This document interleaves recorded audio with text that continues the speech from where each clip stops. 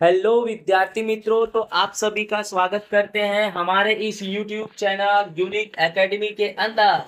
तो विद्यार्थी मित्रों, आज हम कक्षा 10 विषय सामाजिक विज्ञान का पाठ नंबर 1, जिसका नाम है भारत की विरासत, इसके बारे में हम चर्चा और विचारणा करेंगे। राइट विद्यार्थी मित्रों, ये वीडियो आपके लिए बहुत ही महत्वपूर्ण है। अगर आपने ये वीडियो पूरा देख लिया तो चैप्टर नंबर 1 आपको अच्छे से समझ में आ जाएगा। और अगर आपने हमारे चैनल्स को सब्सक्राइब नहीं किया है तो प्लीज चैनल को सब्सक्राइब करो और वीडियो को ज़्यादा से ज़्यादा लाइक करो, कमेंट करो और साथ ही साथ वीडियो को एक दूसरे के साथ शेयर भी करो। सबका साथ सबका विकास वाला सिद्धांत अपनाओ।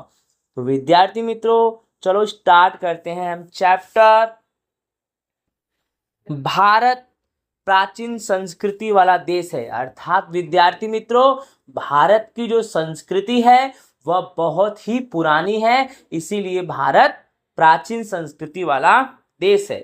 भारत के प्राचीन ग्रंथ विष्णु पुराण में भारत के विषय में कहा गया है। तो विद्यार्थी मित्रों, भारत में बहुत सारे ग्रंथ हैं, जिसमें से विष्णु पुराण ये भारत का बहुत ही प्राचीनतम ग्रंथ है। और विष्णु पुराण में क्या कहा गया है, सुनो।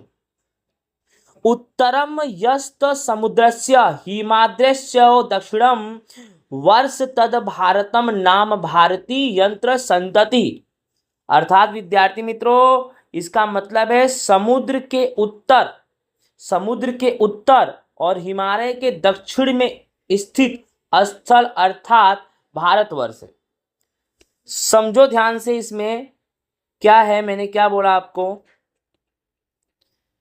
कि समुद्र के उत्तर में और हिमालय के दक्षिण में स्थित जो स्थल है वही हमारा भारतवर्ष है, जिसकी संतान भारती है। अर्थात भारतवर्ष के इस भूमि पर जितने भी लोग हैं वे सभी भारतीय हैं, हम सभी भारतीय हैं। भारत के शुभ कार्य के प्रारंभ के लिए जाने वाले संकल्पों में भारतवर्ष, भरतखंड, जम्बू द्वीप, आर्यव्रत जैसे शब्दों का उपयोग होता है। अर्थात विद्यार्थी मित्रों, जब भी कोई शुभ कार्य भारत में चालू किया जाता है तो उस शुभ कार्य को चालू करने से पहले संकल्प लिए जाते हैं। संकल्प में भारतवर्ष, भरतखंड और जम्बू द्वीप, आर्यव्रत।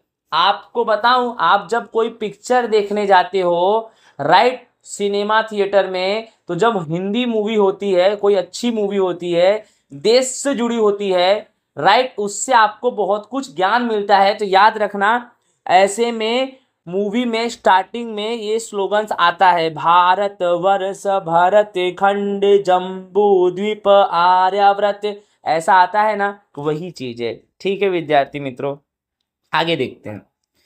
पूर्व, पश्चिम, दक्षिण तीनों दिशाओं में समुद्र। अर्थात भारत के पूर्व, पश्चिम, दक्षिण तीनों दिशाओं में समुद्र और उत्तर दिशा में हिमालय की गिरमालाएं जैसी प्राकृतिक सीमाओं वाला हमारा देश है। यानी हमारा देश भारत पूर्व, पश्चिम, दक्षिण तीनों दिशाओं में समुद्र, उत्तर दिशा में हिमालय की गिरमालाएं जैसी प्राकृतिक सीमाओं वाला देश हमारा भारत देश है। ओके, यानी भारत के पूर्व, पश्चिम और दक्षिण तीनों दिशाओं में समुद्र आया हुआ है, और देखा जाए तो उत्तर दिशा में हिमालय की गिरमालाएं भी आई हुई हैं। इस प्रकार हमारा भारत ही बहुत सौंदर्य वाला देश है। हमारे देश की समृद्धि से आकर्षित होकर के अनेक विदेशी लोग व्यापार करने भारत आए थे। कक्षा 9 में आप पढ़े थे, पुर्तगाली लोग आए, फ्रांसीसी आए, डच लोग आए थे कि नहीं आए थे? तो क्यों आए थे? क्योंकि हमारा भारत पहले के समय में बहुत समृद्ध देश था, बहुत अमीर देश था। पहले के समय में भारत को लोग सोने की चिड़िया भी कहते थे। और वे लोग भारत में आए, अस्थायी हुए, मतलब यहाँ पर निवास किए और भारत की संस्कृति धारा में मिल भी गए। और इस प्रकार आदान प्रदान की परस्पर प्रक्रिया द्वारा देश में अनेक परिवर्तन देखने को मिले। इसी तरह एक पीढ़ी से दूसरी पीढ़ी में हमारी विरासत का हस्तांतरण हुआ तथा उसका सातत्यपूर्ण विकास भी हुआ। अर्थात अलग अलग जगह से हमारे देश में लोग आए, निवास किए, काम धंधा किए, हमारे देश की संस्कृति में मिलजुल गए और हमारी देश की संस्कृति रंग बिरंगी हो गई। अर्थात हमारे देश की संस्कृति में पहले की तुलना में बहुत ज़्यादा परिवर्तन हो गया। अर्थात हमारी विरासत का भी हस्तांतरण हुआ और साथ ही साथ हमारी विरासत का क्या हुआ, विकास भी हुआ। ओके विद्यार्थी मित्रों, ये इंट्रोडक्शन है। क्या है? इंट्रोडक्शन। स्टार्ट करते हैं। हमारा टॉपिक जो है भारत का स्थान और विस्तार। तो वर्तमान भारत के स्थान और विस्तार के विषय में कक्षा 9 में आप पढ़ चुके हो कि भारत का स्थान विश्व में कौन से नंबर पर जनसंख्या की दृष्टि से है, भारत कितना बड़ा है, राइट, उसका विस्तार कितना है, कक्षा 9 में आप पढ़ चुके हो। प्राचीन समय का भारत बहुत विशाल था, यानी पुराना भारत बहुत ही बड़ा था। वर्तमान समय में भारत की विस्तार की दृष्टि से देखा जाए तो विश्व में भारत 7वें क्रम पर और जनसंख्या की दृष्टि से दूसरे क्रम पर। मोस्ट आईएमपी है। विश्व में भारत देखा जाए, भारत विस्तार की दृष्टि से विश्व में 7वें क्रम पर है और जनसंख्या की दृष्टि से विश्व में दूसरे स्थान पर है। लेकिन अभी वर्तमान की मैं बात करूं, आपकी किताब में तो दूसरा दिया है, लेकिन वर्तमान की बात करूं तो भारत जनसंख्या की दृष्टि में अब कौन से नंबर पर है? प्रथम नंबर पर है विद्यार्थी मित्रों। ओके, स्टार्ट करते हैं। वैविध्यपूर्ण विरासत। भारत की जो विरासत है ना विद्यार्थी मित्रों, वह वैविध्यपूर्ण है। देखते हैं, समझते हैं। भारत भूमि ने हमें और विश्व को समृद्ध और वैविध्यपूर्ण विरासत दी है। अर्थात हमारे इस भारत की भूमि ने हमको और साथ ही साथ पूरे विश्व जगत को एक मजबूत, एक समृद्ध, वैविध्यपूर्ण अर्थात एकदम विविधता वाला विरासत प्रदान किया है। भारतीय संस्कृति शांति प्रिय और व्यापारी रही है। अर्थात भारत की जो संस्कृति है वह काफी शांत माहौल की संस्कृति है, व्यापारी संस्कृति है। ठीक है, भारत की संस्कृति में सत्यचित आनंद का अनुभव प्राप्त होता है। विद्यार्थी मित्रों, मोस्ट आईएमपी है। भारत की संस्कृति में सत्यचित और आनंद का अनुभव प्राप्त होता है। 1 नंबर में एग्जाम में मोस्ट ऑफ पूछता है। ठीक है, यानी भारत की संस्कृति में किसका समन्वय हुआ है? तो सत्यचित और आनंद। इसके उपरांत यहाँ आकर बसी भिन्न भिन्न संस्कृति के साथ आदान प्रदान द्वारा भारत की संस्कृति समृद्ध बनी। अर्थात भारत की संस्कृति तो पहले से ही समृद्ध थी, लेकिन विश्व के अलग अलग देश के लोग हमारे देश में आए, हमारे देश में काम करने लगे, हमारे देश में निवास करने लगे और हमारे देश की संस्कृति में एकदम मिल और जुल गए, जिससे हमारे देश की संस्कृति कैसी हो गई? काफी समृद्ध बन गई। उसके द्वारा अपनाए गए अहिंसा एवं शांति के मूल्यों की आज समूचे विश्व में प्रशंसा होती है। अर्थात भारत की संस्कृति, भारत किसी पर अत्याचार नहीं करता, भारत सभी प्रजाओं को अपने अंदर बसाया है। भारत ने वसुधैव कुटुंबकम की भावना को स्वीकार किया है। विश्व के अलग अलग देश के लोग भारत में आए, भारत में निवास किए, भारत में काम धंधा करने लगे, लेकिन हमारे भारत ने किसी को भगाया नहीं। हमारा भारत बोलता है पूरे विश्व का हमारे इस देश में स्वागत है, वसुधैव कुटुंबकम। ठीक है, हमारे भारत ने वसुधैव कुटुंबकम की भावना को स्वीकार किया है। हमारा भारत कभी भी अहिंसा का काम नहीं किया है और इसीलिए हमारे भारत का पूरे विश्व में अलग अलग देशों में प्रशंसा की जाती है और उसे स्वीकार भी किया गया है। आगे पढ़ते हैं।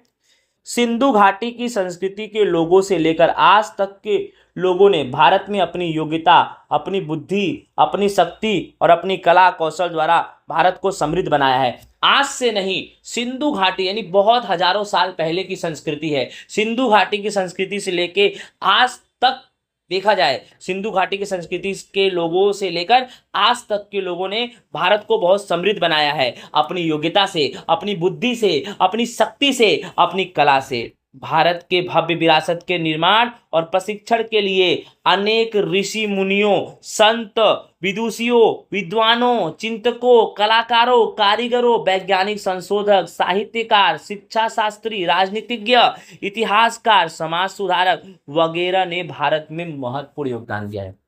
अर्थात प्राचीन समय से लेकर आज तक अगर हमारा भारत समृद्ध है, हमारे भारत का विश्व में एक नाम है, हमारे भारत की संस्कृति का एक अलग अपनी पहचान है, तो हमारे भारत के कुछ विद्वानों ने ये काम किया है, जो करते थे, करते हैं और करते रहेंगे। वो विद्वानों के नाम तो आपको यहाँ पर क्लियर किया गया है। ऋषि मुनि हुए, संत हुए, विदुषी हुए, विद्वान हुए, चिंतक, कलाकार, कारीगर, वैज्ञानिक, संशोधक, साहित्यकार, शिक्षा शास्त्री, राजनीतिज्ञ, इतिहासकार, समाज सुधारक वगैरह। उनके धर्म, शासन, शैली, भाषा, कला, चित्र, बोली, पहनावा, रीति रिवाज आदि भारत को मिले। इन सब लोगों से भारत में अलग अलग धर्म मिले, भारत की शासन शैली अच्छी है, भारत में अलग अलग भाषाएं हैं, भारत में अलग अलग कलाएं हैं, भारत में अलग अलग चित्र हैं, भारत में अलग अलग भाषा बोली जाती है, भारत का पहनावा अलग है, भारत के रीति रिवाज अलग अलग है। क्योंकि भारत में एक धर्म नहीं है, भारत में सभी धर्म है। भारत एक धर्म वाला देश नहीं है, भारत सभी धर्म वाला देश है। यहाँ पे मुसलमान भाई भी हैं, हिंदू भाई भी हैं, सिख भाई भी हैं, ईसाई भाई भी हैं, जैन भाई भी हैं। हर प्रकार के धर्म भारत में दिखाई देते हैं और सभी के धर्म अलग अलग है, सभी की भाषा अलग अलग है, सभी का पहनावा अलग अलग है, सभी के कला, भाषा सब कुछ अलग अलग है। लेकिन इन सब चीजों से ही हमारी भारत की समृद्धि, विरासत, हमारी भारत की संस्कृति एकदम सुंदर दिखाई देती है। इस तरह भारत में रंग बिरंगी संस्कृति का निर्माण हुआ विद्यार्थी मित्रों। तो हमारे भारत में रंग बिरंगी संस्कृति कैसे है? हिंदू, मुसलमान, सिख, ईसाई, पारसी, अलग अलग वर्ग के लोगों की संस्कृति अलग अलग है, लेकिन ये सब लोग एक ही देश में है। एक ही देश में है तो सबकी संस्कृति, जैसे हम दिवाली मनाते हैं, वो रमजान मनाएंगे, हम होली मनाएंगे, वो ईद मनाएंगे, सबके अलग अलग त्योहार। क्रिसमस लोग अपना क्रिसमस डे मनाएंगे, तो सबका मनाने का तरीका अलग अलग होता है। लाइक सबके उस दिन कपड़े पहनने के मतलब जो कपड़ा पोशाक पहनावा होता है वो भी सबका कैसा होता है? अलग अलग होता है। तो हमारे देश में रंग बिरंगी संस्कृति दिखाई देती है। बोलो समझ में आ गया ना? तो विद्यार्थी मित्रों, अभी तक तो हमारा पूरा चैप्टर का कॉन्सेप्ट ही क्लियर हो रहा था। अब यहां से हमारा चैप्टर चालू हुआ है रियल में क्या है संस्कृति अर्थात क्या। मोस्ट आईएमपी क्वेश्चन बोर्ड के एग्जाम में ज्यादा से ज्यादा बार पूछा गया क्वेश्चन है। संस्कृति अर्थात जीवन जीने की कला। विद्यार्थी मित्रों, हर एक व्यक्ति का अपना जीवन जीने का एक कला होता है, वही जीवन जीने की कला उसकी संस्कृति है। जैसे व्यक्ति बोलता कैसे है, व्यक्ति रहता कैसे है, व्यक्ति खाता कैसे है, कपड़े कैसे पहनता है, बड़ों के सामने किस तरह का बिहेवियर करता है, वो सब उसकी संस्कृति, उसकी आदत कैसी है, उसकी रहन सहन कैसे, उसके विचार कैसे है, यही सब संस्कृति है। आप जिस तरह से जीवन जी रहे हो ना, अपनी लाइफ स्टाइल को जिस तरह से व्यतीत कर रहे हो ना, वही तुम्हारी संस्कृति है। देश या समाज में समय समय पर बदलते संयोगों के अनुसार जन जीवन में आने वाला परिवर्तन, सुधार, सामाजिक नीति रीति इत्यादि द्वारा भिन्न भिन्न समाजों की संस्कृति बनती है। अर्थात विद्यार्थी मित्रों, संस्कृति का निर्माण किससे हुआ है? लोगों के जन जीवन में आने वाले परिवर्तन से, सुधार से, सामाजिक नीति रीति से, ये सब से। इस तरह विद्यार्थी मित्रों, संस्कृति अर्थात मानव मन की उपज और उसके अंदर मानव समाज की आदतें, उनके मूल्य, उनके आचार विचार, उनकी धार्मिक परंपरा, उनके रहन सहन को जीवन को उच्चतम उद्देश्य तक ले जाने वाले आदर्शों का योग है। तो विद्यार्थी मित्रों, संस्कृति किसके आदर्शों का योग है? तो यहाँ पर एकदम क्लियर हो रहा है कि संस्कृति किसके आदर्शों का योग है। तो संस्कृति मानव समाज की आदत, मूल्य, आचार विचार, धार्मिक परंपरा, रहन सहन और उनको जीवन को उच्चतम उद्देश्य तक ले जाने वाले आदर्शों का योग है। विद्यार्थी मित्रों, ये भी जान जाना, जीवन जीने की कला है क्या विद्यार्थी मित्रों? संस्कृति। ओके, नेक्स्ट हमारा टॉपिक है भारतीय संस्कृति की विरासत। अर्थात हमारे भारत की संस्कृति अर्थात हमारी भारतीय संस्कृति। अब जानेंगे हमारी भारतीय संस्कृति की विरासत। तो सबसे पहले विरासत अर्थात हमारे पूर्वजों की तरफ से प्राप्त अमूल्य भेंट। हमारे जो पूर्वज जो हमारे बीच अभी नहीं है, उनकी तरफ से हमें जो कुछ भी मिला है, जो कुछ भी एवरीथिंग, वो सब हमारी विरासत है। भारत का इतिहास हजारों वर्ष पुराना है। विद्यालय में ली जाने वाली दैनिक प्रतिज्ञा में हम मुझे अपने देश से प्यार है और इसकी समृद्धि तथा बहुविध परंपरा पर हमें गर्व है, ऐसा कहते हैं। ये भी हमारा एक विरासत ही है जो हमारे पूर्वजों की तरफ से हमें मिली है और आज भी हम उसका पालन करते हैं। क्या है? मुझे अपने देश से प्यार है और इसकी समृद्धि, हमारे इस देश की समृद्धि और हमारे देश में बहुविध परंपरा, यानी हमारे देश में एक परंपराएं नहीं है, बहुत सारी परंपराएं हैं। तो मुझे अपने देश से प्यार है और इसकी ढेर सारी परंपराओं पर, इसकी समृद्धि पर मुझे गर्व है कि मैं भारत देश का निवासी हूँ। ठीक है, यह समृद्ध विरासत अर्थात भारत द्वारा समग्र विश्व को पूर्ण मानव जीवन के रहस्यों की देन ऐसा कहा जाता है। ओके विद्यार्थी मित्रों, समृद्ध विरासत का मतलब, समृद्ध विरासत अर्थात भारत के द्वारा समग्र विश्व को पूर्ण मानव जीवन जीने के रहस्यों की देन। आइए विरासत के बारे में हम अच्छे से पढ़ते हैं। तो विद्यार्थी मित्रों, विरासत के मुख्य दो प्रकार है। पहला नंबर है भारत की प्राकृतिक विरासत और दूसरा नंबर है भारत की सांस्कृतिक विरासत। ठीक है, स्टार्ट करते हैं। भारत की प्राकृतिक विरासत। तो प्राकृतिक मतलब प्रकृति। ठीक है, प्रकृति, पर्यावरण और मानव जीवन के बीच निकटतम संबंधों का परिणाम अर्थात प्राकृतिक विरासत। प्राकृतिक विरासत किसे बोलते हैं? प्राकृतिक विरासत में तीन चीज याद रखो, प्रकृति एक, पर्यावरण दो और मानव जीवन के बीच का निकटतम संबंध।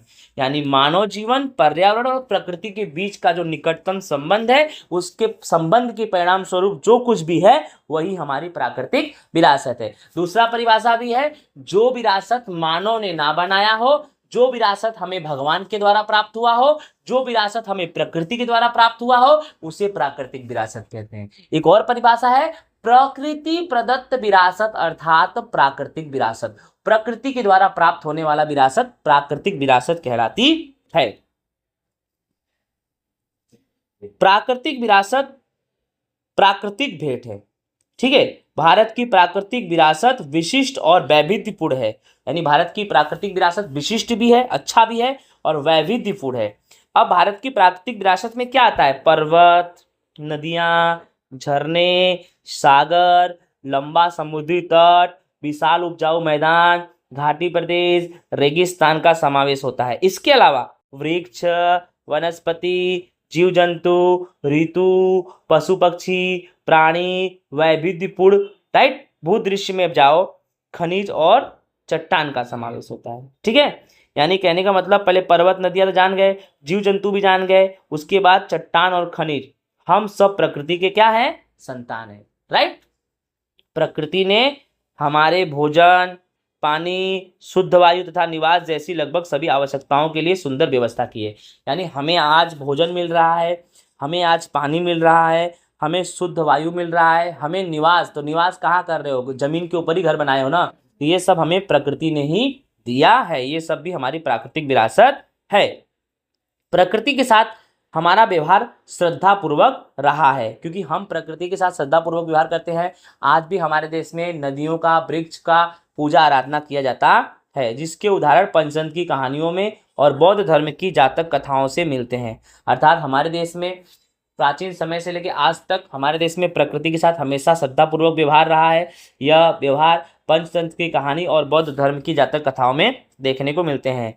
अपने लोक संगीत, शास्त्रीय संगीत में भी ऋतुओं और प्रकृति के साथ का संबंध देखने को मिलता है। अर्थात हमारे देश का लोक संस्कृत देखोगे, शास्त्रीय संगीत देखोगे, तो इसमें भी इसकी झलक आपको दिखाई देगी हमारे देश की प्राकृतिक विरासत का, संस्कृति का।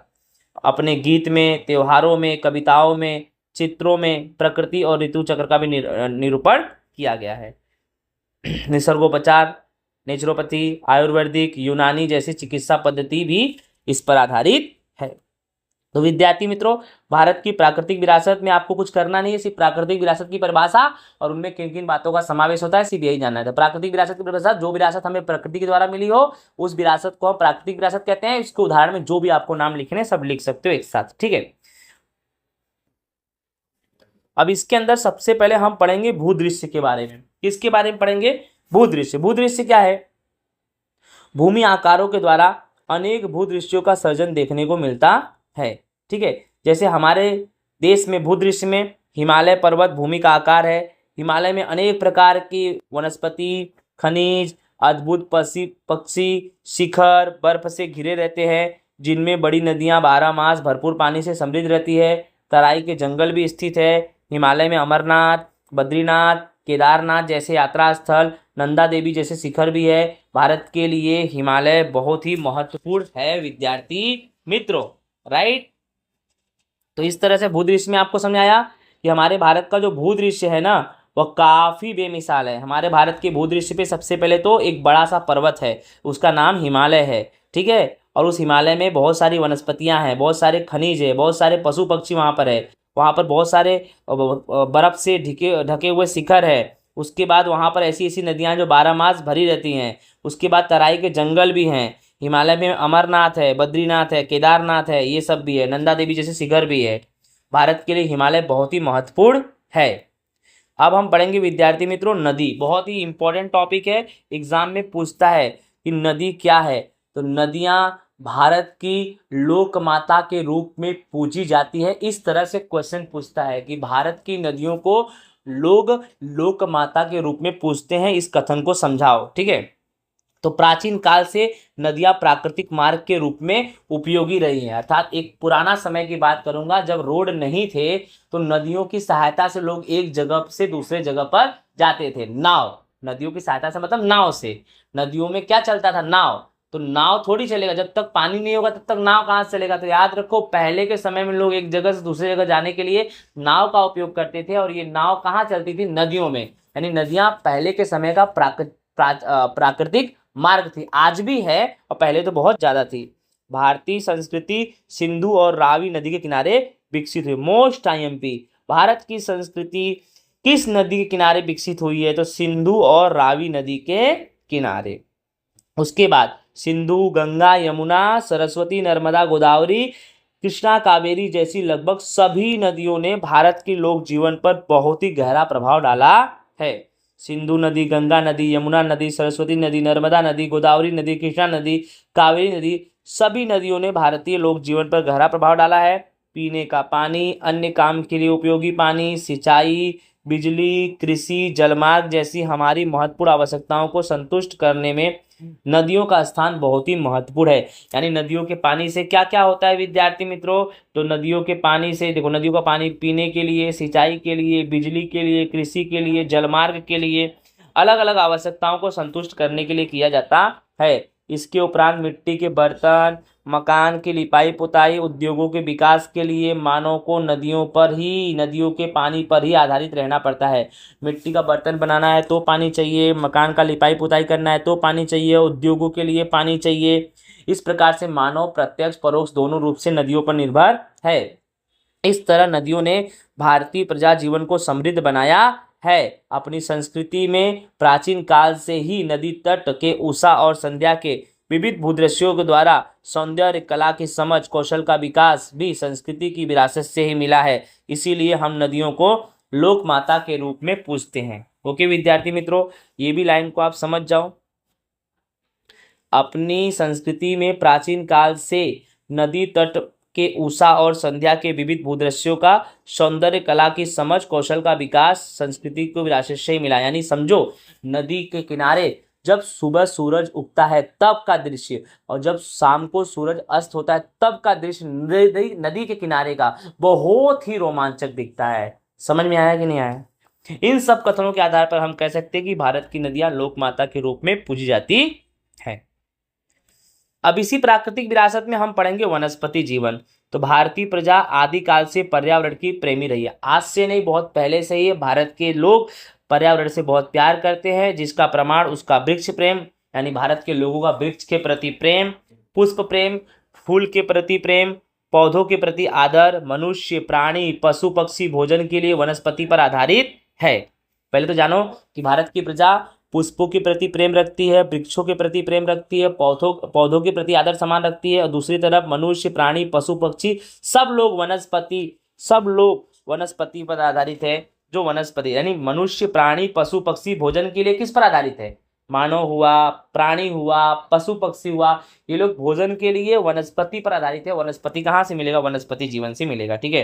कि भारत में बरगद, पीपल, तुलसी आदि की पूजा धूप दीप से किया जाता है। वट सावित्री व्रत में बरगद की पूजा की जाती है। अनाज, दलहन, तिलहन के पौधे, धन धान्य के लहराते खेत, वन समृद्धिपूर्ण जंगल और औषधियों के लिए उपयोगी पौधों ने अति प्राचीन काल से हमारे जीवन को समृद्ध बनाया है। ठीक है,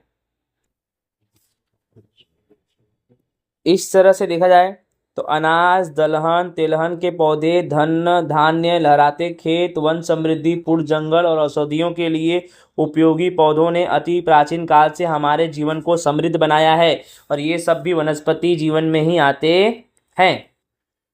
फिर हर्रा यानी हरड़, बहेरा यानी बहेड़ा, आंवला, उसके बाद घिंकुवार, अड़ूसा, नीम आदि ये सब औषधियाँ हैं। फिर मोगरा, गुलाब, कमल, गेंदा, सूर्यमुखी, चंपा, निशिगंधा, जूही ये सब फूल है। ये सब ने भी मानव जीवन को खूब सुंदर, सुवासित, निरामय और समृद्ध बनाया है। तो विद्यार्थी मित्रों, इस तरह से वनस्पति जीवन का टॉपिक हमारा कंप्लीट होता है। इस तरह भारतीय सामाजिक और धार्मिक जीवन पर वनस्पतियों का खूब प्रभाव पड़ा है। याद रखना, वनस्पतियों का प्रभाव भारत के भारतीय जीवन पर, सामाजिक जीवन पर, धार्मिक जीवन पर बहुत ही पड़ा है गहरा। ठीक है, नेक्स्ट टॉपिक हमारा है वन्य जीव, वाइल्ड लाइफ के बारे में। ठीक है, प्राचीन समय से भारत देश प्रकृति प्रेमी होने के साथ साथ प्राणी प्रेमी वाला भी संस्कृति वाला देश है। अर्थात भारत देश एक तरफ प्रकृति प्रेमी है, पेड़ पौधों से तो प्यार करती ही है, प्राणियों से भी प्यार करती है। बाघ, सिंह, हाथी, गैंडा, सियार, भालू, हिरन, सांबर, खरगोश, अजगर, सांप, नाग, नेवला, गो, शाही जैसे अनेक जीव भारत में देखने को मिलते हैं। विश्व में एशियाई सिंह केवल गुजरात के गिर जंगल में देखने को मिलता। मोस्ट आईएमपी, एशियाई शेर सिंह सिर्फ गुजरात के गिर जंगल में ही देखने को मिलता है। विद्यार्थी मित्रों, कौन सा जंगल? गिर जंगल।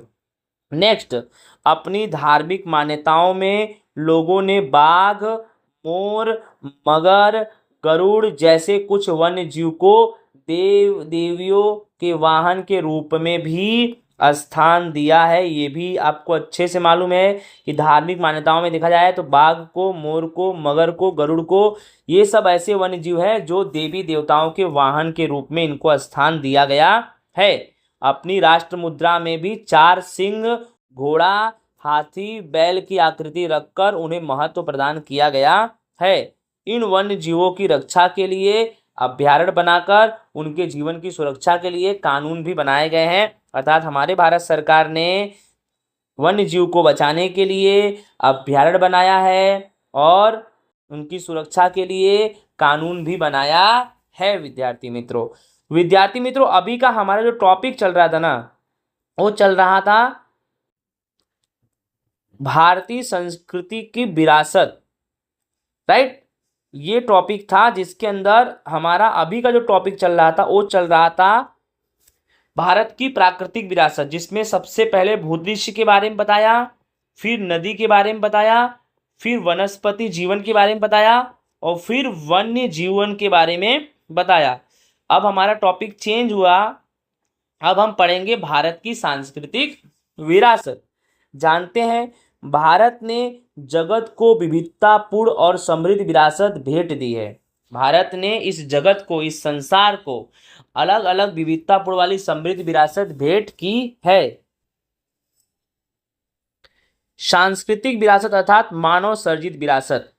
अर्थात विद्यार्थी मित्रों, प्राकृतिक विरासत प्रकृति के द्वारा मिला है और सांस्कृतिक विरासत का निर्माण मनुष्य ने ही किया है। मनुष्य ने अपने बुद्धि चातुर्य से, अपने कौशल से, अपने कला से जो कुछ भी निर्माण किया है, जिसका भी सर्जन किया है, उसको बोलते हैं सांस्कृतिक विरासत। मानव ने अपने बुद्धि से, अपने कला से, अपने कौशल से जिन चीजों का निर्माण किया है, सर्जन किया है, ऐसी विरासत को सांस्कृतिक विरासत कहते हैं।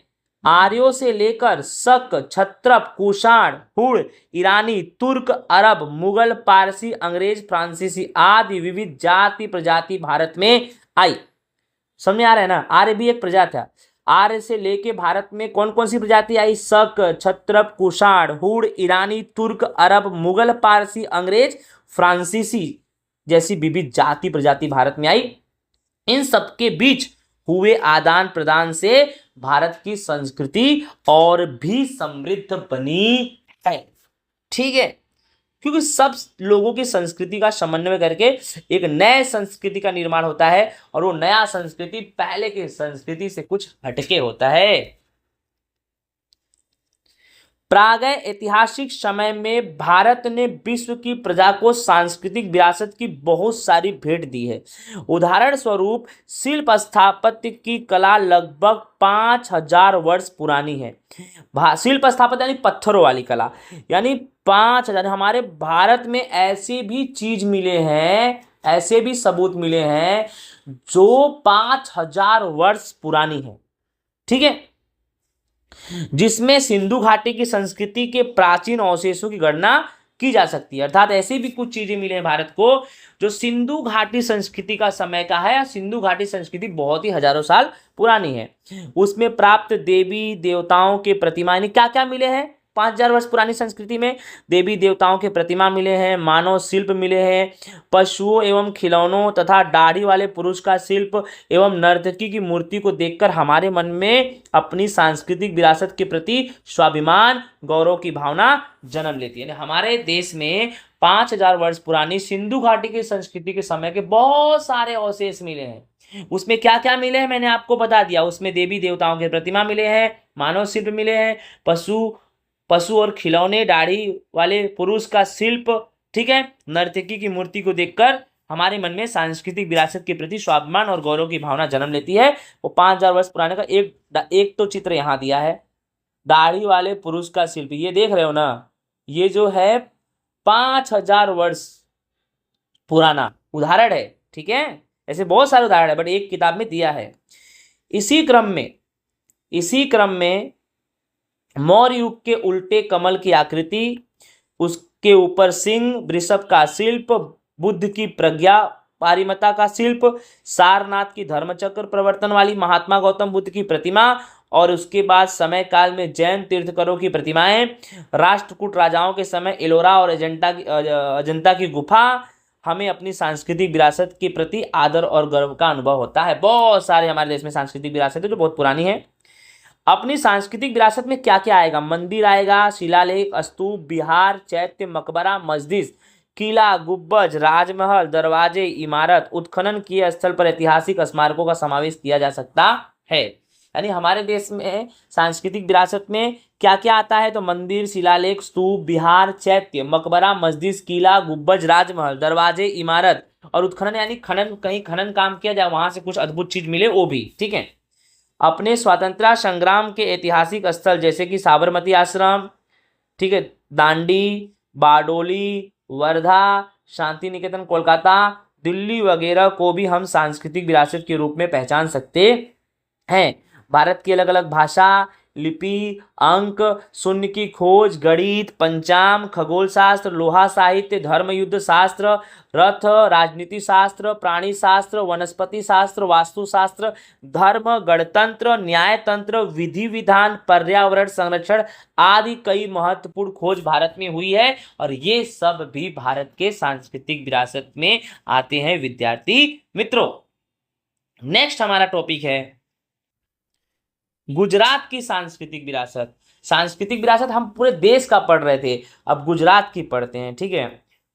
सांस्कृतिक, पौराणिक और पुरातात्विक महत्व रखने वाले स्थलों में गुजरात में लोथल धोलका तहसील में आया हुआ है, रंगपुर लिमड़ी तहसील में आया हुआ है, सुरेंद्रनगर जिला, धोलावीरा कच्छ जिला में आया हुआ है, रोजड़ी अथवा श्रीनाथगढ़ राजकोट जिला में आया हुआ है। ये सब भी गुजरात की सांस्कृतिक विरासत है। इसके बाद गुजरात की कुछ सांस्कृतिक विरासत जो बहुत फेमस है, वडनगर का कीर्ति तोरण, जूनागढ़ में स्थित अशोक का शिलालेख, देखो ये रहा अशोक का शिलालेख, ये जूनागढ़ में स्थित है, ठीक है। फिर मोढेरा का सूर्य मंदिर, चांपानेर का दरवाजा, सिद्धपुर का रुद्र महालया, बिरमगाम का मुनसर तालाब, अहमदाबाद में जामा मस्जिद, झोलती मीनार, सीधी सैयद की जाली, हटी सिंह का देहरा, पाटड़ में स्थित सहतलिंग तालाब, बड़ोदरा का राजमहल, जूनागढ़ का महोत्थान का मकबरा, फिर नौसारी का पारसी अगियारी वगैरह ऐतिहासिक महत्व वाले दर्शनीय स्थल है। धार्मिक महत्व वाले स्थलों में द्वारका, द्वारकाधीश मंदिर और जगत गुरु शंकराचार्य का शारदा पीठ, 12 ज्योतिर्लिंगों में से एक सोमनाथ, उत्तर गुजरात में अंबाजी बनासकांठा जिला, बहुचराजी महसाणा जिला, महाकाली मंदिर पावागढ़ पंचमहाल जिला, मीरादातार उनावा महसाणा जिला, जैन तीर्थ पालिताना भावनगर जिला, रणछोड़दास जी मंदिर डाकोर खेड़ा जिला, शामलाजी, अरावली जिला वगैरह तीर्थ स्थान भी है जो गुजरात की सांस्कृतिक विरासत है। गुजरात के प्रसिद्ध धार्मिक, सामाजिक, प्रवासन लक्षी स्थलों में जैसे पोलो विजयनगर साबरकांठा, पोलो फॉरेस्ट पतंगोत्सव और काकरिया कार्निवल अहमदाबाद, तानारीरी महोत्सव वडनगर, उत्तरांत नृत्य महोत्सव मोढेरा और रणोत्सव कच्छ वगैरह का समावेश, ये सब मेला है एक प्रकार का। ठीक है, उसके बाद जैन बौद्ध पर्यटन स्थल। गुजरात में कुछ जगह ऐसे भी हैं जहां पर जैन बौद्ध के पर्यटन स्थल है। जैसे गुजरात में जैन और बौद्ध धर्म का प्रचार प्रसार हुआ है, जिसके आधार के स्वरूप गुजरात में वडनगर, तारंगा, खंबालिड़ा, जूनागढ़, शामलाजी, कोटेश्वर, तलाजा, डांग, झगड़िया वगैरह स्थलों पर बौद्ध और जैन गुफाएं देखने को मिलते हैं विद्यार्थी मित्रों। ठीक है, अब स्टार्ट करते हैं हम गुजरात के मेले में। तो गुजरात की रंग बिरंगी संस्कृति के विविध स्थलों पर परंपरागत रूप से धार्मिक सामाजिक दृष्टि से महत्वपूर्ण मेले आयोजित किए गए हैं, जिनमें मुख्य मेलों का विवरण यहाँ पर दिया गया है। गुजरात की संस्कृति भी रंग बिरंगी है और उन्हीं संस्कृति के आधार पर राइट ना अलग अलग टाइप के मेले हैं। देखो यहाँ पर मेला का नाम, वह मेला कौन सी जगह पर लगता है और मेला की तिथि और मेला का समय। जैसे पहला नंबर है मोढेरा का मेला, ये मोढेरा में लगता है महसाणा जिले में श्रावण वदी अमावस्या के दिन। बहुचरा जी का मेला, बहुचरा जी यानी ये भी महसाणा में लगता है चैत्र सुदी पूनम। तीसरा नंबर शामला जी का कालिया ठाकुर जी का मेला, शामला जी अरावली कार्तिक सुदी 11 से पूनम। चौथा नंबर भाद्रवी भादो पूनम का मेला, अंबाजी बनासकांठा भाद्रपद सुदी पूर्णिमा। पांचवा भवनाथ का मेला, गिरनार जूनागढ़ मार्गशीर्ष वदी 9 से 12। छठा तरणोत्तर का मेला, तरणोत्तर सुरेंद्रनगर भाद्रपद सुदी 4 से 6।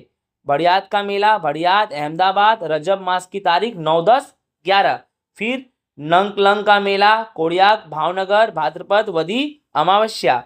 फिर माधवपुर का मेला, माधवपुर पोरबंदर चैत्र सुदी 9 से 12। वोठा का मेला, धोलका अहमदाबाद कार्तिक सुद पूर्णिमा। मीरा दातार का मेला, उनावा महसाणा रजब मास की तारीख 16 से 22। डांग दरबार का मेला, आहावा डांग फागुन सुदी पूर्णिमा। उसके बाद गोल गधे का मेला, गरवाड़ा दाहोद होली के बाद 5वां या 7वां दिन। कार्तिक पूर्णिमा का मेला, सोमनाथ गिर कार्तिक सुदी पूर्णिमा। भांगुरिया का मेला, क्वाट छोटा उदयपुर होली से रंग पंचमी तक। विद्यार्थी मित्रों, इस तरह से ये है गुजरात के मेले के पूरे लिस्ट। ओके, आगे चलते हैं। अब हमारा मोस्ट इंपोर्टेंट टॉपिक फिर से चालू हो गया, भारत भूमि और वहां के लोगों के बारे में पढ़ेंगे। तो आदि मानव ने दक्षिण अफ्रीका में जन्म लिया। भारत की रंग बिरंगी विरासत और समृद्धि के आकर्षण के कारण अनेक विदेशी प्रजा भारत की तरफ आकर्षित हुई। तो देखा जाए भारत की संस्कृति काफी रंग बिरंगी थी, भारत का विरासत काफी समृद्ध था, भारत काफी अमीर देश था। एक समय था भारत को लोग सोने की चिड़िया कहते थे। यही सब देख के अनेक विदेशी प्रजा भारत की तरफ आकर्षण होकर भारत की तरफ आई और यहाँ पर निवास करी और यहाँ पर धंधा व्यापार भी करने लगी। इस तरह भारत में अनेक जातियां आई। परिणाम स्वरूप भारत में लगभग सभी जातियों के तत्व प्राप्त होते हैं। अगर वर्तमान में देखा जाए तो भारत में हर एक प्रकार की जाति दिखाई देती है। ठीक है, भारत में द्रविड़ प्रजा की गणना प्राचीनतम प्रजा के रूप में होती थी। यानी ऐसा है कि सबसे पुरानी प्रजा का नाम दूं तो सबसे पुरानी प्रजा कौन सी प्रजा है? द्रविड़ प्रजा है।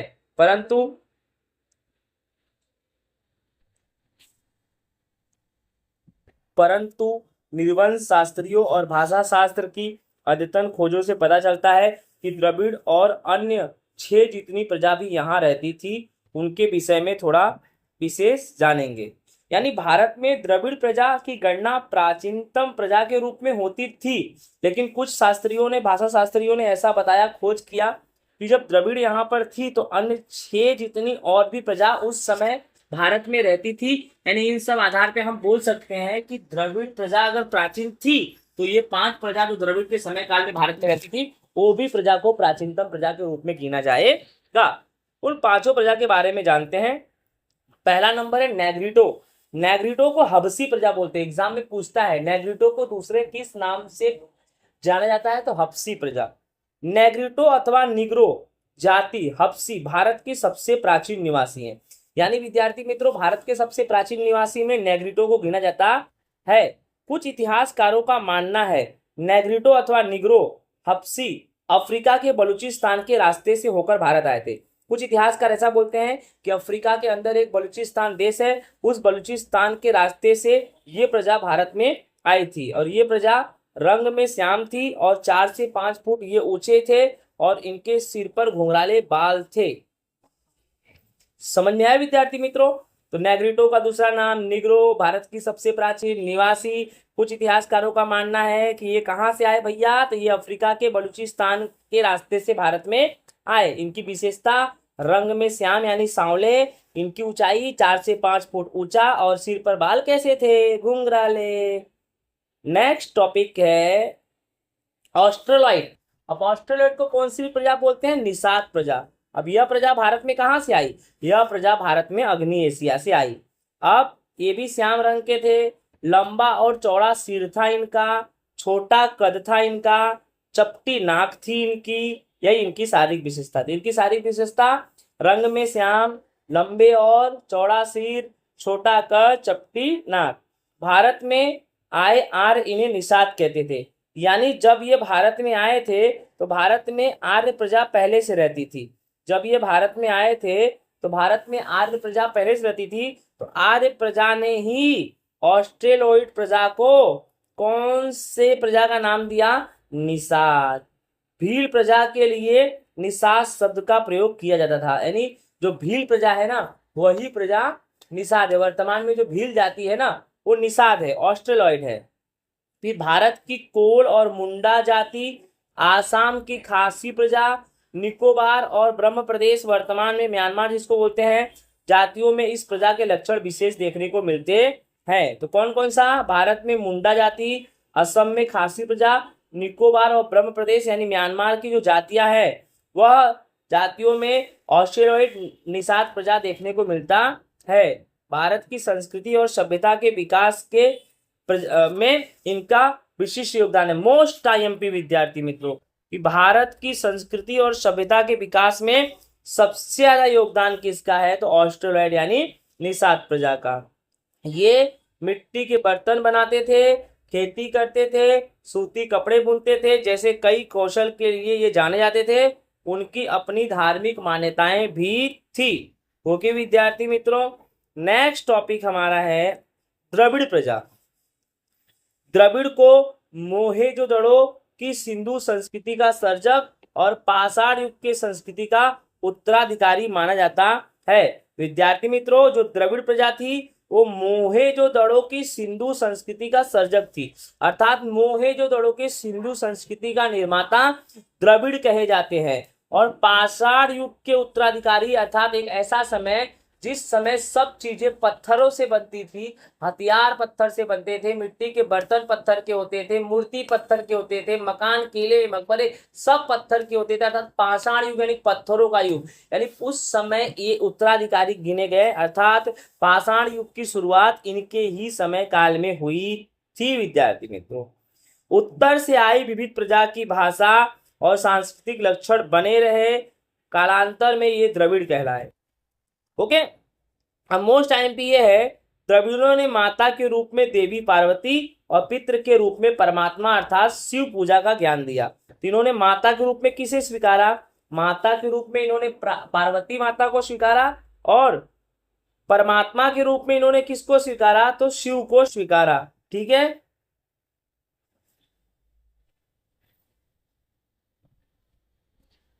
दीप धूप आरती से पूजा करने की परंपरा हमें द्रविड़ों से मिली है।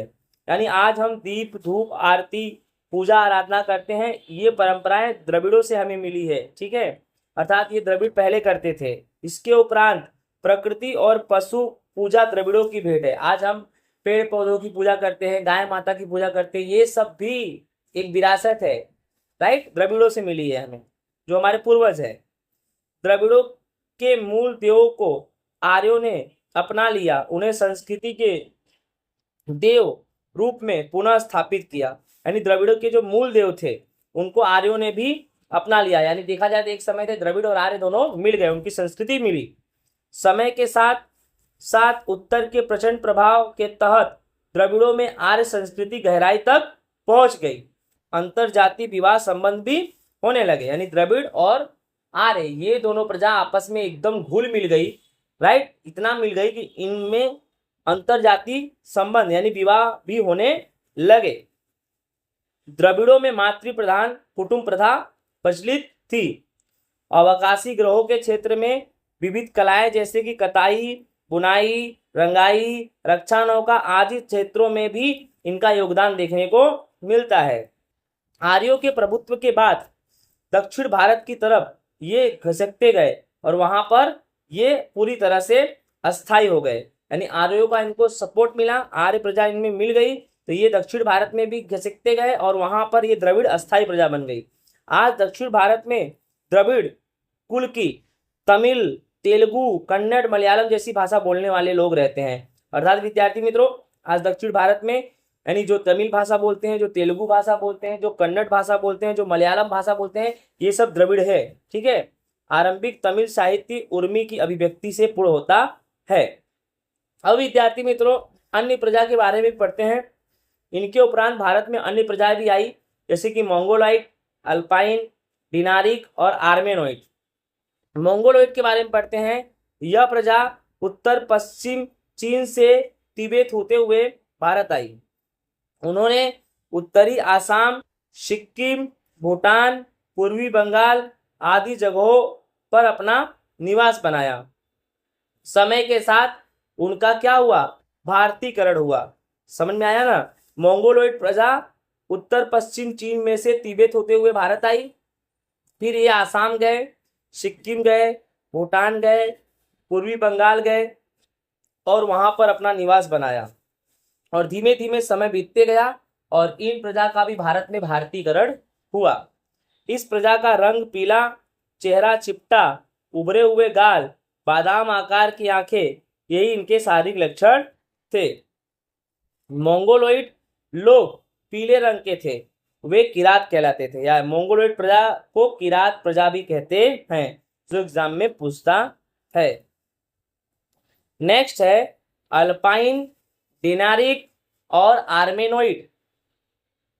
ये मध्य एशिया से आई हुई प्रजा है। ये तीन जातियों एक समान भौतिक गुणधर्म वाली जातियां हैं। यानी विद्यार्थी मित्रों अल्पाइन, डिनारिक, आर्मेनोइड मध्य एशिया से भारत में आई। ये तीनों जातियां एक समान भौतिक गुणधर्म वाली थी। इस प्रजा के अंश में देखा जाए तो विशेष रूप से महाराष्ट्र, बंगाल, उड़ीसा, गुजरात और सौराष्ट्र में ऐसी प्रजा ज्यादा देखने को मिलती है। अब पढ़ते हैं छेल्ला नंबर जिसका नाम है आर्य। भारत की आर्य सभ्यता के निर्माता आर्य नॉर्डिक थे। विद्यार्थी मित्रों एक समय था, भारत के तो टोटल नाम है ही, भारत का नाम एक तो भारत है, एक इंडिया है, एक हिंदुस्तान है, एक आर्यव्रत है और एक रेवा है। ओके, भारत के ये 5 नाम हैं। तो विद्यार्थी मित्रों भारत के 5 नाम में एक नाम भारत का आर्यव्रत। ठीक है। एक समय भारत की भूमि आर्यव्रत भूमि कहलाई। आर्यव्रत भूमि क्यों कहलाई? एक समय था कि भारत में सबसे ज्यादा प्रजा कौन सी थी? आर्य। ठीक है। प्राचीन काल में हिंदू आर्य कहलाते थे। यानी पुराने समय की बात करो तो हिंदू को आर्य कहते थे। उनकी मुख्य संख्या जिस प्रदेश में थी वह प्रदेश आर्यव्रत कहलाया और एक समय पूरा भारत आर्यव्रत कहलाया। प्राचीन काल में प्रथम आर्य जनसंख्या वायव्य में थी। वहां 7 बड़ी नदियां होने के कारण उन्हें सप्त सिंधु प्रदेश कहा जाता था। अर्थात प्राचीन काल के अंदर देखें तो भारत के अंदर ये आर्य प्रजा कहाँ? वायव्य में थी। वायव्य लिखा है ना। प्राचीन काल में प्रथम आर्य जनसंख्या वायव्य में थी और इस वायव्य में 7 नदियां बड़ी नदियां थी, इसीलिए इस वायव्य को सप्त सिंधु प्रदेश कहा जाता था। ठीक है। उत्तर वैदिक काल में पूर्व में मिथिला बिहार तक, दक्षिण में विंध्याचल तक आर्यव्रत का विस्तार होता गया। अब देखा जाए तो उत्तर वैदिक काल में मिथिला यानी बिहार से दक्षिण यानी विंध्याचल तक आर्यव्रत फैलते गए, यानी पूरा आर्य प्रजा फैलती गई। अन्य समकालीन प्रजा की तुलना में उस समय आर्य प्रजा ज्यादा विकसित हुई, ज्यादा थी। आर्य भरत राजा या भरत कुल के नाम से यह विशाल प्रदेश भरत भूमि, भरतखंड, भारतवर्ष जैसे भारत के नामों से पहचाना जाता था। यानी जो भरत राजा थे, राम के भाई थे, वो भी आर्य ही थे। ठीक है, आगे देखते हैं। आर्य प्रकृति प्रेमी थे।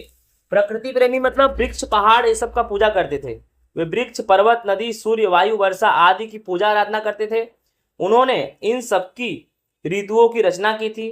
कुछ समय के पश्चात भारत में इन्होंने वेद पाठ भी प्रचलित किया। कालांतर में उसमें से धार्मिक विधियां भी प्रारंभ हुई। उसके बाद यज्ञादि क्रिया भी, यानी यज्ञ वज्ञ की क्रिया भी भारत में इन्होंने ही शुरू की। भारत में आई विविध प्रजा की संस्कृतियों में विशिष्ट तत्वों को अपनाकर समन्वय संस्कृति का सर्जन किया। इन्होंने कालांतर में भारत में आकर अस्थायी होने वाली सभी जातियों के बीच विवाह संबंध द्वारा प्रजा का सम्मिश्रण भी होता रहा। जैसे जैसे समय बीतता रहा, भारत में जितनी भी प्रजाएं आई थी, सब प्रजा की संस्कृति एक दूसरे से घुल मिल गई, सब प्रजा एक दूसरे से मिल गए और सब लोग एक दूसरे के प्रजाओं में अपनी मतलब शादी ब्याह की परंपरा चालू कर दिए। सबके विशिष्ट रहन सहन थे, अपनी अपनी भाषाएं, अपनी अपनी विचार, अपनी अपनी धार्मिक मान्यताएं भी थी। इस तरह भारत में एक नए संस्कृति का समन्वय हुआ जो मिश्रित संस्कृति कहलाई। इस तरह प्रारंभिक काल से ही अपने देश में एक समन्वयकारी संस्कृति का निर्माण होता रहा है जो अभी भी चालू है, जिसने भारत को भव्य और समृद्ध विरासत प्रदान किया। आज हमारे भारत का विरासत भव्य और समृद्ध है, कारण कि भारत की संस्कृति ही समन्वय रंग बिरंगी वाली है। भारत में रंग बिरंगी संस्कृति का विकास इस तरह से हुआ। ये लोग परस्पर इतना घुल मिल गए, उनका कोई स्वतंत्र अस्तित्व ही नहीं रहा, अर्थात भारत का पूरी तरह से भारतीकरण हो गया और एक भारत के अंदर रंग बिरंगी संस्कृति का निर्माण हुआ। विद्यार्थी मित्रों, इसी तरह प्राचीन भारत में आई विविध प्रजा के सम्मिश्रण से भारत की सांस्कृतिक विरासत विविधतापूर्ण बनी, रंग बिरंगी बनी और समृद्ध बनी। विद्यार्थी मित्रों, ओके विद्यार्थी मित्रों, अब चैप्टर का लास्ट टॉपिक है विरासत की देखभाल और संरक्षण। हमने इस चैप्टर में क्या पढ़ा? विरासत पढ़ा, प्राकृतिक विरासत पढ़ा और सांस्कृतिक विरासत पढ़ा। अब कुछ कारणों से हमारे विरासतों को नुकसान हो रहा है, ये अच्छी बात नहीं है। हमारी विरासत हमारे देश की धरोहर है, हमारी विरासत हमारे देश की पहचान बताती है। ठीक है, हमारी विरासत हमारी पहचान बताती है कि हम किस देश से हैं। समझ में आ रहा है? जैसे आप मान लो अमेरिका में गए, बोलेंगे कहाँ से आए हो? इंडिया से आए हुए। बोले इंडिया में क्या है भाई? विश्व में 7 अजूबा है ना, एक अजूबा है इंडिया में, ताजमहल। तो विरासत ने पहचान बताई ना तुम्हारी। ऐसा है, देश का विकास होगा ना तो तुम्हारा भी पहचान का विकास होगा। ठीक है, आज अमेरिका इतना आगे है ना, तो कोई भी अमेरिकन व्यक्ति जो बोलता है मैं आई एम अमेरिकन, तो कैसा लगता है भाई, यार अमेरिका का है, बहुत पैसा वाला होगा।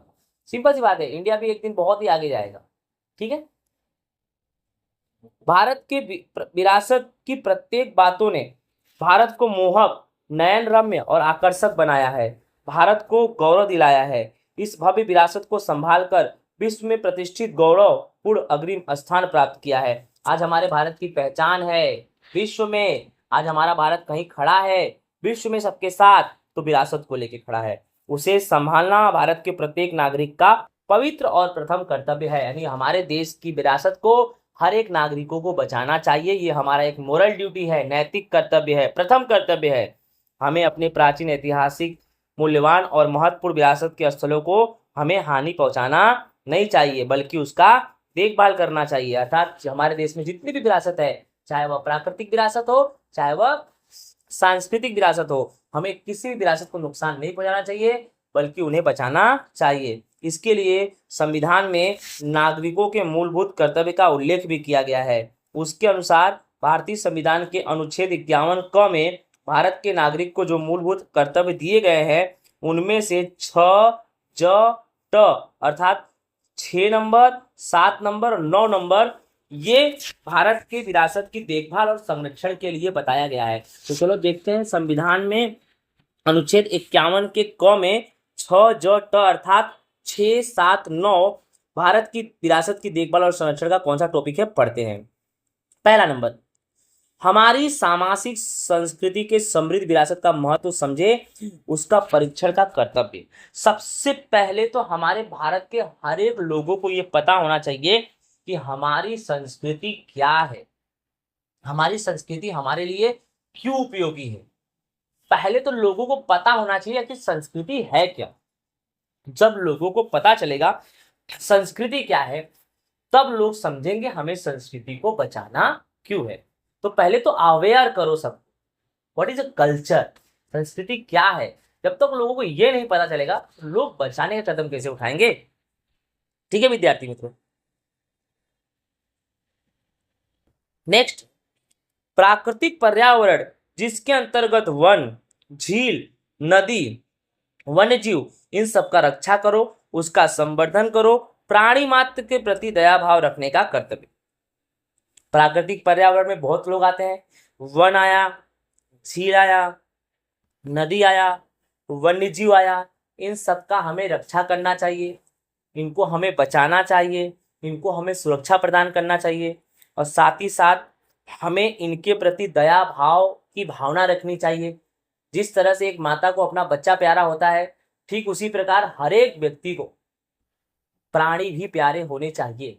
ये हमारे पर्यावरण के एक अभिन्न अंग है। ठीक है, देखो नेक्स्ट, सार्वजनिक संपत्ति को सुरक्षित रखना और उसे हिंसा से दूर करने के कर्तव्य का भी समावेश किया गया है। हमारी जो भी सार्वजनिक संपत्ति है, सार्वजनिक संपत्ति अर्थात ऐसी संपत्ति जिसका सभी लोग उपयोग कर रहे हैं, सब लोग उसका उपयोग कर सकते हैं, किसी के लिए कोई मनाही नहीं है, तो हमें हमेशा अपने सार्वजनिक संपत्ति को सुरक्षित रखना चाहिए और हिंसा के समय हमें अपने सार्वजनिक संपत्ति को बचाए रखना चाहिए। जैसे कि उदाहरण के तौर पे अगर मान लो कि कोई हिंसा आगरा में चालू हो जाती है, उत्तर प्रदेश के आगरा जिले में चालू हो जाती है, और उस हिंसा से अगर लगता है कि हमारे सार्वजनिक संपत्ति को नुकसान होगा, तो आगरा में जितनी भी सार्वजनिक संपत्ति है वहां पर पुलिस प्रशासन लगा दी जाएगी। जैसे उदाहरण ताजमहल के पास कि सार्वजनिक संपत्ति का नुकसान होगा तो सरकार उसे फिर से बनवाएगी, तो सरकार के पास पैसे है नहीं है, सरकार पैसे कहाँ से लेगी, टैक्स के द्वारा लेगी, कर के द्वारा लेगी, और कर कौन भरेगा, हम ही भरेंगे। यानी हम अगर कोई चीज को नुकसान करते हैं ना तो उसका भुगतान भी हमें ही करना है। तो हम क्यों भुगतान करें भाई, हम नुकसान क्यों करेंगे, हम अपने भारत के विरासत को बचाएंगे, उसका संरक्षण करेंगे, खुद बचाएंगे और दूसरों को भी ये बताएंगे कि हमें विरासत को बचाना है। हम सबका ये नैतिक कर्तव्य है, हमें अपने देश की विरासत को बचाना चाहिए। तो विद्यार्थी मित्रों, इस तरह से जो हमारा एसएस का कक्षा 10 सामाजिक विज्ञान गुजरात बोर्ड का जो पहला नंबर चैप्टर है वो होता है पूरा। विद्यार्थी मित्रों, अच्छे से आपको समझ में आया होगा। चैप्टर का नाम था भारत का विरासत। इस चैप्टर में मैंने आपको भारत की विरासत के बारे में बताया, भारत की प्राकृतिक विरासत बताया, भारत की सांस्कृतिक विरासत का संपूर्ण नॉलेज दिया, भारत की भूमि पर कौन कौन से लोग आए, किस तरह से आए, कैसे घुल मिल गए, उनके बारे में भी मैंने बताया आपको। और विद्यार्थी मित्रों, साथ ही साथ मैंने आपको लास्ट में हमें अपने देश की विरासत को किस तरह से सुरक्षित रखना है, किस तरह से बचाना है, उसके बारे में भी मैंने आपको अच्छा खासा ज्ञान दिया। इसी के साथ विद्यार्थी मित्रों, हमारा पार्ट नंबर 1 होता है पूरा। तो विद्यार्थी मित्रों, आई होप आपको अच्छे से ये वीडियो समझ में आ गया होगा।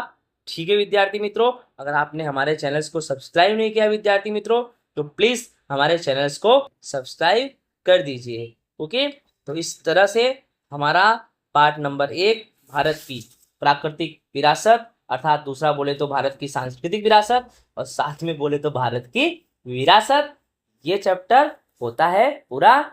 जय हिंद विद्यार्थी मित्रों, राधे राधे। मिलेंगे नेक्स्ट वीडियो में नेक्स्ट टॉपिक के साथ।